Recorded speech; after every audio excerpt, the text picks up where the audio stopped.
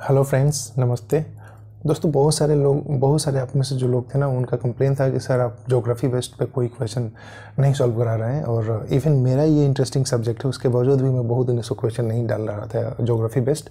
इसीलिए आज दोस्तों मैं अलग अलग सेक्शन वाइज आपको ज्योग्राफी के क्वेश्चन को डिस्कस करूँगा।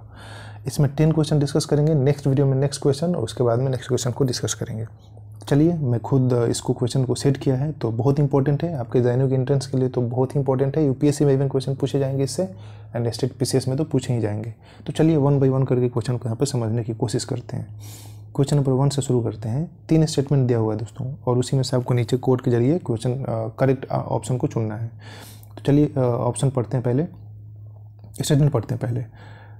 12 nautical mile, any means nautical mile from the coastal area along with the coastal region is a national resource. Second statement, exclusive economic zone is 200 nautical mile from the coastal region. And third option, 1 nautical mile equals 2 kilometre. तो इसका answer जो दोस्तों होगा वो होगा 1 और 2। Third जो option है वो गलत है, क्योंकि 1 nautical mile 2 किलोमीटर का नहीं होता, उससे कम ही होता है। क्वेश्चन नंबर 2 पाते हैं दोस्तों। Consider the following statements about the types of agriculture practices in the world. World में डिफरेंट टाइप्स के एग्रीकल्चर प्रैक्टिसेस होते हैं, उन्हीं में से स्टेटमेंट आपको यहाँ पे दिया हुआ है और उसका करेक्ट ऑप्शन चुनना है। तो चलिए पढ़ने की कोशिश करते हैं।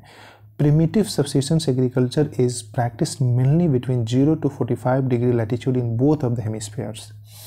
Second statement, primitive subsistence agriculture is mainly practice in Sri Lanka, Thailand, Indonesia, Mexico and Brazil.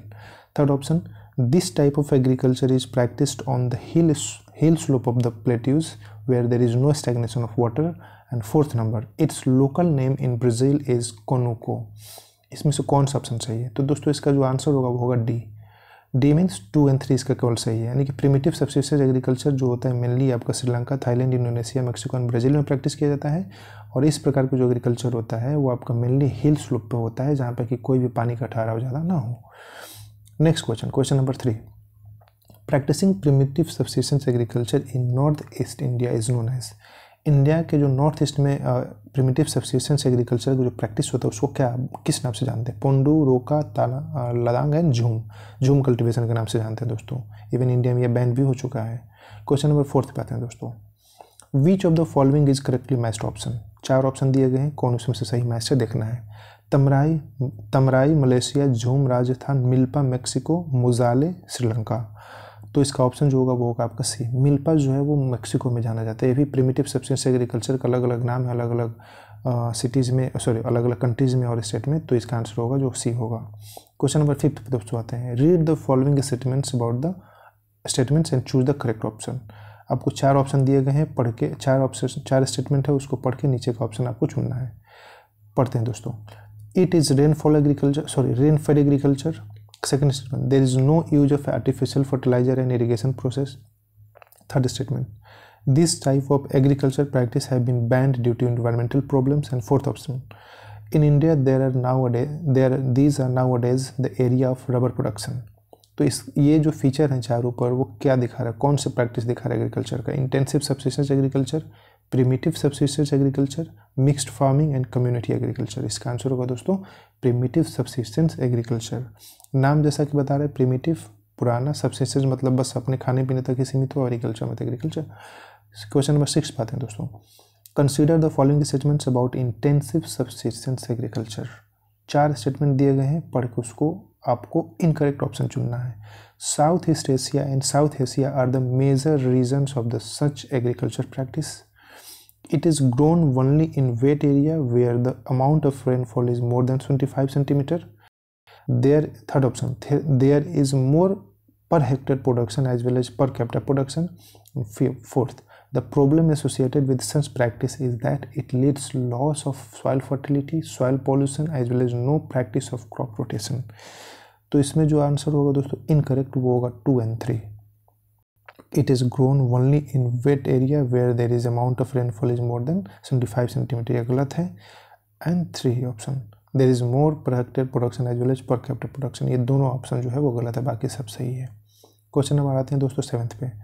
Match the following correctly. यहाँ पे आपको 5 ऑप्शन दिए गए हैं, 5, और उसमें से आपको करेक्टली मैच करना है कि कौन सी मैच है। Pampas, weld, पुस्ताज, Canterbury and step, ये ग्रासलैंड्स हैं और नीचे यहाँ पे वो अलग अलग कंट्रीज़ के नाम दिए गए हैं, आपको मैच करना है करेक्टली कौन मैच्ड है। तो मैच करेंगे तो इसका आंसर होगा दोस्तों सी। 1 का डी होगा, यानी कि पंपास जो है वो आपका अर्जेंटीना में है। 2 का ई होगा, वेल्स जो है वो कहाँ पे आपका साउथ अफ्रीका में है।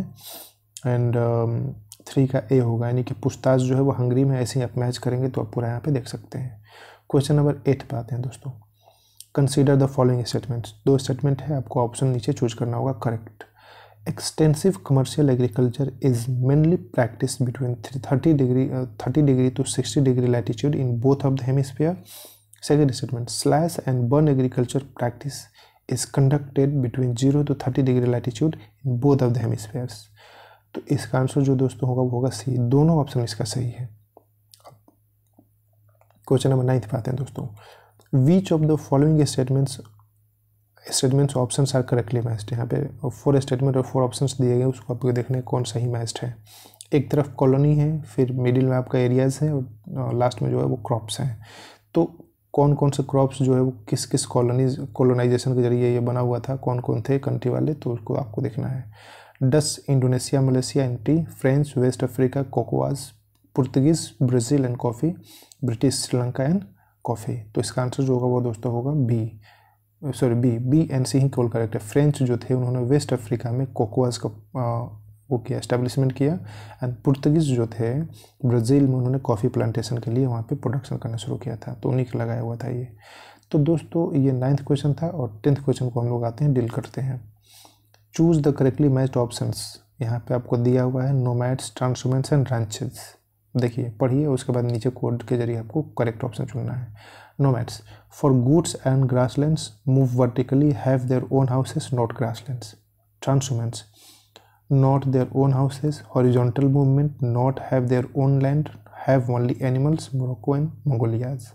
And third option, ranches, have their own houses, own grassland, but not their own animals.